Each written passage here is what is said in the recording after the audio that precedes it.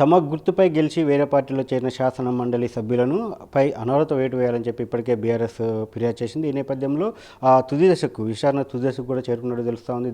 ఈ నేపథ్యంలో ఇటు పట్నం మహేందర్ రెడ్డి అదేవిధంగా దామోదర్ రెడ్డికి సంబంధించిన అనర్హత వేటు పైన మాట్లాడటానికి మనతో శాసన మండలి చైర్మన్ గుత్తా సుఖేందర్ రెడ్డి ఉన్నారు. సార్ చెప్పండి, ఈ సంబంధించి ఎమ్మెల్సీల అనర్హతకు సంబంధించి ఎలాంటి నిర్ణయం తీసుకోబోతున్నారు? విచారణ పూర్తయింది. ఒక విషయం ఏంటంటే, అనర్హత విషయానికి సంబంధించి ఇద్దరి శాసనసభ సభ్యుల మీద నాకు లెటర్స్ వచ్చినాయి. శాసనసభ సభ్యుడు షేర్ సుభాష్ రెడ్డి గారు, ఇటు పటేల్ మన పట్నం మహేందర్ రెడ్డి గారి మీద, కూచుకుల దామోదర్ రెడ్డి గారి మీద యాంటీ డిఫెక్షన్ జరిగింది కాబట్టి చర్యలు తీసుకోవాలని వారు పిటిషన్ ఇచ్చారు.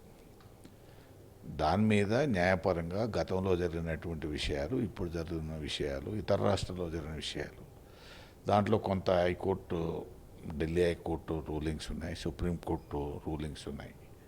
వాటన్నిటిని కూడా సమీక్షించిన తర్వాత నిర్ణయం తీసుకోవాలి తప్ప తొందరపడి నిర్ణయం తీసుకోవద్దు అనేటువంటిదే నాకు ఉన్నటువంటి అభిప్రాయం. ఎందుకంటే దేశవ్యాప్తంగా కూడా ఇప్పుడు ఈ ఫిరాయింపులు అనేది ఒక ప్రహసనంగానే ఉంది. అది ఎమ్మెల్యేలు కావచ్చు, ఎమ్మెల్సీలు కావచ్చు, పార్లమెంట్ సభ్యులు కావచ్చు, విన్నారా? దానికి ఒక పద్ధతి అంటూ ఏమి లేదు.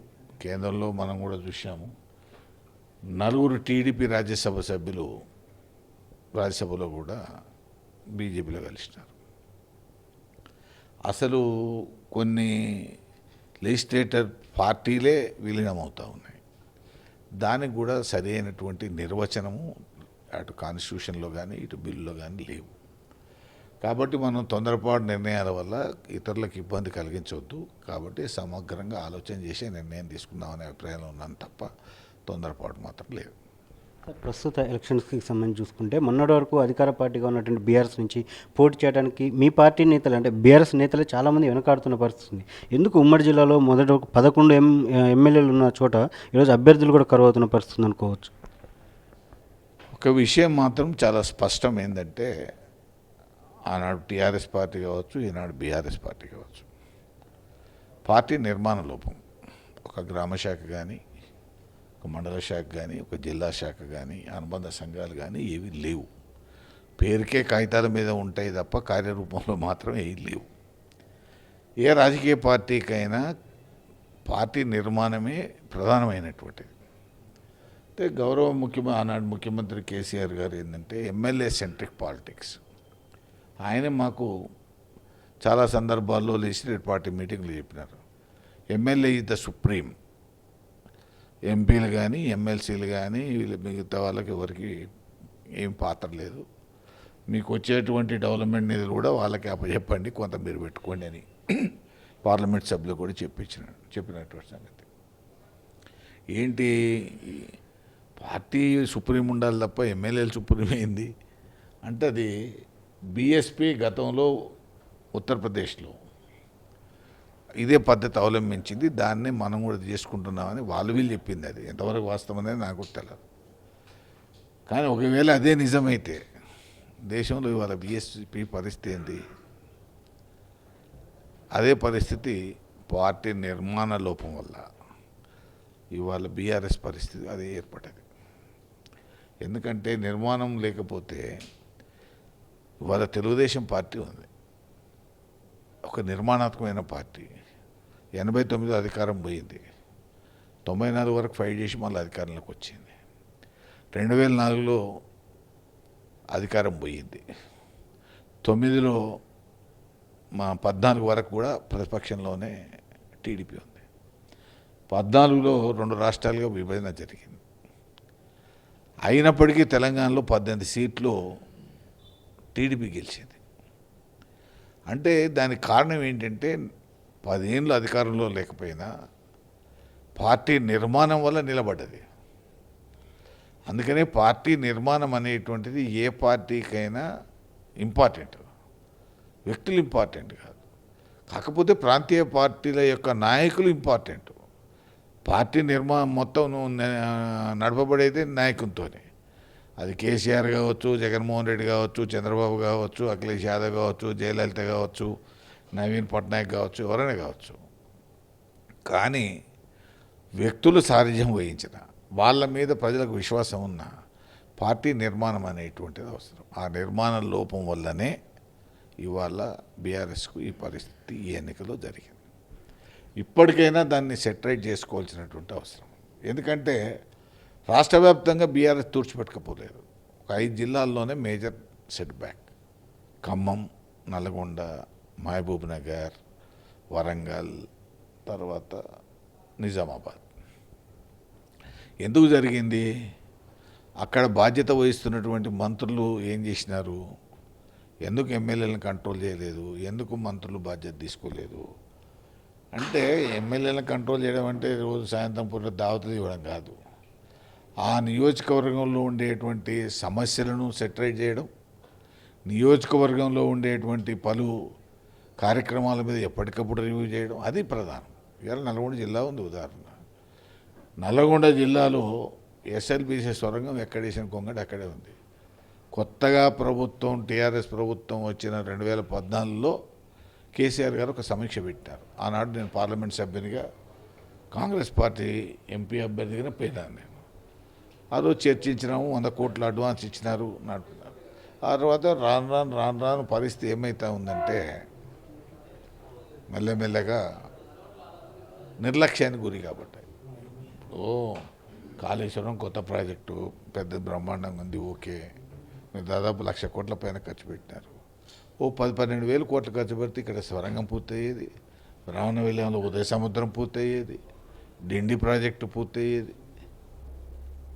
ఇవన్నీ కృష్ణా బేసిన్లో ఉన్నటువంటి ప్రాజెక్టులు నిర్లక్ష్యానికి గురైనాయి అనేటువంటి ఆవేదన ముఖ్యంగా దక్షిణ తెలంగాణలో ఉన్నటువంటి నల్గొండ కావచ్చు, మహబూబ్నగర్లో కొంత ఆవేదన ఉన్నమాట వాస్తవం. దాని ఫలితాలే ఇవాళ వీటి. మీ తనయుడు గుత్తా అమిత్ రెడ్డి కూడా ఇటు భువనగిరి నుంచి కానీ నల్గొండ పార్లమెంట్ నుంచి కానీ పోటీ చేయాలని ప్రయత్నం చేశారు. అయితే పార్టీకి కూడా ఈ 2 చోట్ల నుంచి అవకాశం ఓపెన్ ఆఫర్ ఇచ్చినా కానీ వెనక్కి తగ్గారు చివరి నిమిషంలో అంటున్నారు. ఎందుకు గుత్తా అమిత్ వెనక్కి తగ్గారు? వాస్తవం. ఎందుకనంటే పోటీ చేయడానికి అమిత్ మొదలే సిద్ధంగా ఉన్నమాట వాస్తవం. పార్టీ కూడా కేటీఆర్, హరీష్, ఈవెన్ కేసీఆర్ గారు కూడా నాకు చెప్పిన మాట కూడా వాస్తవం. కానీ ఆ తర్వాత అందరూ శాసనసభ్యులు ఎవరైతే ఓడిపోయినటువంటి అభ్యర్థులు ఉన్నారో, ఈ 2 పార్లమెంట్ స్థానాలు గెలిచింది ఇద్దరే, ఇక్కడొకరు అక్కడొకరు. వాళ్ళతో పాటు అందరినీ కలిసిన మాట వాస్తవం. కొంతమంది కలవడానికి ఇష్టపడలేదు, కొంతమంది వాళ్ళే మేము పార్టీ మారుతాం అనేటువంటి అభిప్రాయం చెప్పినారు. ఇవన్నీ చూసిన తర్వాత అమిత్ కేటీఆర్, హరీష్ దగ్గరికి పోయి ఇలా నాన్ కోఆపరేటివ్ ఉంది. తర్వాత కేఆర్ఎంబీ మీద ఇక్కడ నల్గొండలో ఒక సభ కూడా జరిగింది. ఆ రోజు మా ఇంట్లోనే లంచ్ ఏర్పాటు చేసినాం. రాష్ట్ర నాయకత్వం అంతా వచ్చింది. మన జిల్లా నాయకులే కొంతమంది రాలేదు. నేను స్వయంగా చెప్పినప్పటికీ రాలేదు. ఇప్పుడే వీళ్ళు ఈ పరిస్థితి ఉంటే రేపు ఎన్నికల రంగంలోకి వచ్చిన తర్వాత వీళ్ళు ఎన్ని ఇబ్బందులు పెడతారు ఏంటి అనేటువంటి ఒక ఆలోచనతోనే మనం ఇప్పుడు పోటీ చేయడం కరెక్ట్ కాదని, పోటీ చేద్దామన్నప్పుడు ఓడిపోతామనే చేస్తామనుకున్నాము. దానికి ఒకటే కారణం, క్యాడర్ని కాపాడుకోవడం, రాజకీయ పొలిటికల్ ఎంట్రీ కొరకనే. ఇదేదో గెలుస్తాం, ఎందుకంటే 19లో 9 స్థానాలు గెలిచి అధికారంలో బ్రహ్మాండంగా 85 సీట్లతో టీఆర్ఎస్ పార్టీ అధికారంలోకి వచ్చిన తర్వాత జరిగిన ఎన్నికల్లో 2 నల్గొండ జిల్లాలోని పార్లమెంట్ స్థానాలు ఓడిపోయినాయి. దాని మీద తర్వాత ఒక సమీక్ష లేదు, ఎందుకు ఓడిపోయినామని అడిగినోడు లేడు, ఎవరిని మందలిచ్చినోడు లేడు. పాపం పోటీ చేసిన వాళ్ళేమో దివాళీ తీయడం అంటే వాళ్ళకు మస్తు డబ్బులు ఉన్నోళ్ళే, కానీ వాళ్ళ ఆవేదన, వాళ్ళ బాధ చూసినాం. అందుకొరకే మనం స్వచ్ఛందంగానే పోటీ చేయకూడదనే నిర్ణయం తీసుకొని తప్పుకోవడం.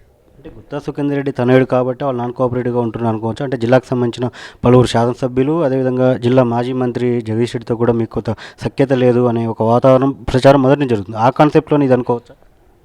సరే, ఇప్పుడు నేను మొదలే చెప్పాను, కొంతమంది పార్టీ మాత్రమే. నల్గొండలో ఆల్రెడీ హుజూర్నగర్ ఎమ్మెల్యే గారు పోయినారు, అది అంటే మాజీ శాసనసభ్యులు. ఇట్లా కొంతమంది నాన్ కోఆపరేటివ్ నల్గొండ ఉంది. భూపాల్ రెడ్డి గారికి మాకు సఖ్యత లేదనే విషయం కూడా అందరికి తెలుసు. ఇట్లా కొన్ని నియోజకవర్గాల్లో ఏంది, సరే జగదీశ్వర్ రెడ్డి గారు ఆయన ఎట్లా వ్యవహరిస్తారు. నేను ఈ మధ్యలో ఏదో ఆర్టీవీ అనుకుంటా బహుశా ఆయన ఇంటర్వ్యూ చూశాను. సుఖేందర్ రెడ్డి గారికి పైసా ఖర్చు లేకుండా మేము శాసనసభ్యత్వం ఇచ్చినాము, మన శాసన పరిషత్కి ఇచ్చినాము, చైర్మన్ చేసినాను, ఈయన చేసినాడు నన్ను. నేను ఎంపీ అయినాడు, నేను రాజకీయాల్లోకి వచ్చినాడు, ఇలా అంగిలా కూడా దొరుకోలేదు ఏంది. అటువంటి వాళ్ళు ఆ రకంగా మాట్లాడడం వల్ల ఎంత అహంకారపూరితంగా మాట్లాడుతున్నట్టు. ఇటువంటి వాళ్ళని పెట్టుకొని మనం ఎన్నికలు ఏమని దిగుతాం. కాబట్టి మనం వెనకకు పోయినాం. గుత్తా సుఖేందర్ రెడ్డి చాలా కాలం నుంచి సుదీర్ఘకాలంగా రాజకీయాల్లో కొనసాగుతున్నారు. కానీ ఇప్పుడు వచ్చిన చాలామంది ఒకసారి రెండోసారి ఎమ్మెల్యేలు మీరు అన్నట్టు అహంకారపూరితంగా ఉన్నారు, అందువల్లే బీఆర్ఎస్కి ఈ పరిస్థితి అనే ఒక ప్రచారం ఉంది. దాని మీద ఏమంటారు? వాస్తవాలు కూడా కేసీఆర్ గారు కూడా వ్యక్తి మంచోడు, దాంట్లో అనుమానం లేదు. ఆయన మాట మీద ఆయన నిలబడాలనే తపన ఉన్నటువంటి వ్యక్తే.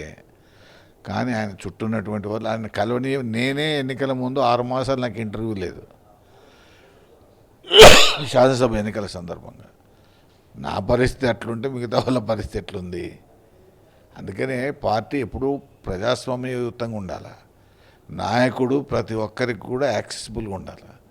నాయకుడు సుఖేందర్ రెడ్డి మీద ఏమైనా తప్పుడు ఆరోపణలు వచ్చినా, నిజమైన ఆరోపణలు వస్తే పిలవచ్చు, క్లారిఫై చేసుకోవచ్చు, తప్పు ఉంటే శిక్షించవచ్చు, చెప్పవచ్చు.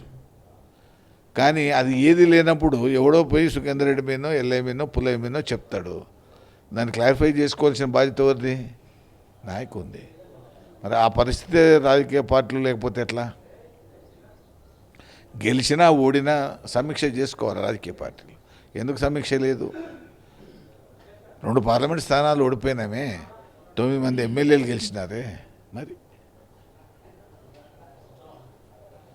ఫైనల్గా చెప్పండి, గుత్తా సుఖేందర్ రెడ్డి పార్టీ మారబోతున్నారా? ఈ నేపథ్యంలోనే ఈ అసంతృప్తి వచ్చిందనుకో. చాలా స్పష్టంగా చెప్తున్నాను, నేను ఏ రాజకీయ పార్టీకి సంబంధం లేదు. నేను కాన్స్టిట్యూషనల్ పోస్ట్లో ఉన్నాను.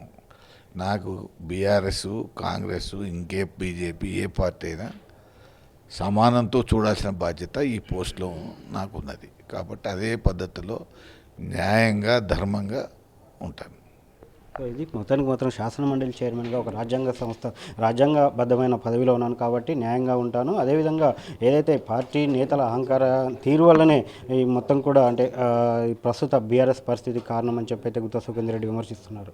కెమెరా పర్సన్ వెంకన్నతో చంద్రశేఖర్, 10 టీవీ, నల్గొండ.